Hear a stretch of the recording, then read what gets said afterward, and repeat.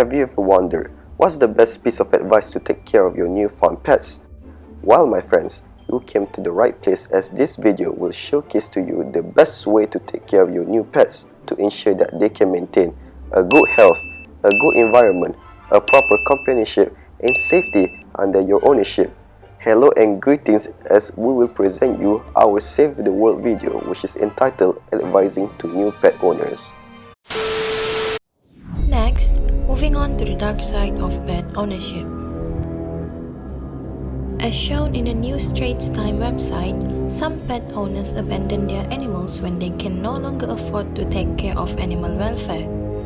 According to Dr. Kwaza, this was caused by overly enthusiastic pet owners who acquired more animals than they could afford or care for. After a while, these animals become ill and require vaccinations and proper care.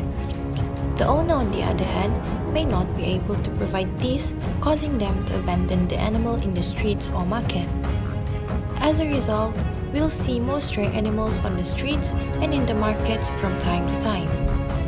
Unfortunately, these abandoned creatures will not be able to survive due to adopting domestically with humans rather than being independent in the wild, and as a result, these animals will generally starve to death, grow ill, become prey, or be killed in an accident. There are many factors and different procedures that should be taken into account depending on what pet we have. Either the pets you own are large or small domestic animals. It is important to list the requirements that are essential for your pets. According to Veterinary Services DVS Director General Datuk Dr. Kwaza Nizamuddin Hassan Nizam, there are 5 basic pillars of the Animal Welfare Act which a pet owner should provide for their animals. The 5 basic pillars are suitable environment, provide a suitable diet, giving freedom to exhibit its normal behavior patterns, to be housed with or separated from other animals, and to be protected from pain, suffering, injury, and disease.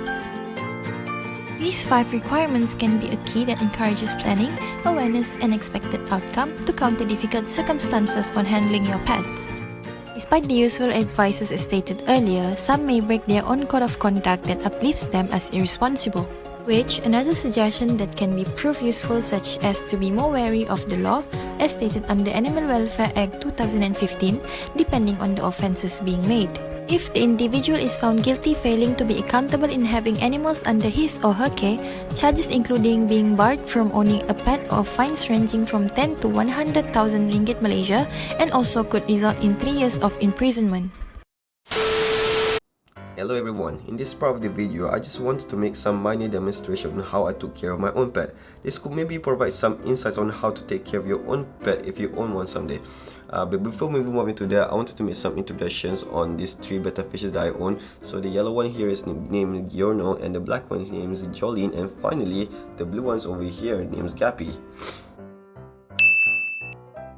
As you can see here, they're just chilling around and not doing anything active in particular compared to during the day, because during the day they like to chase against each other for no reason. Well, as you can see there, they are pretty much calm right now in a stable state, and yeah. Well, anyway, to make some references with the study of the 5 basic pillars of Animal Welfare Act. Number 1, it is a suitable environment. Number 2, it is a suitable diet. Number 3, it needs freedom to exhibit behavior patterns. Number 4, housed with or separated from other animals. And finally, number 5, protected from pain, suffering, injury, and disease. In Surah Fatir, Allah mentioned that He has given humans dominance over other creatures. He has made human His vicegerent on the earth. Therefore, it is a human duty and responsibility to not abuse or exploit any creatures in this world, including animals. From the hadith narrated by Imam Bukhari, Prophet Muhammad SAW mentioned that a good deed done to an animal is as meritorious as a good deed done to a human being, while an act of cruelty to an animal is as bad as an act of cruelty to a human being. In conclusion, as humans can think more rationally than animals, we should be kind to animals whether they are our pets, stray animals, or wild animals.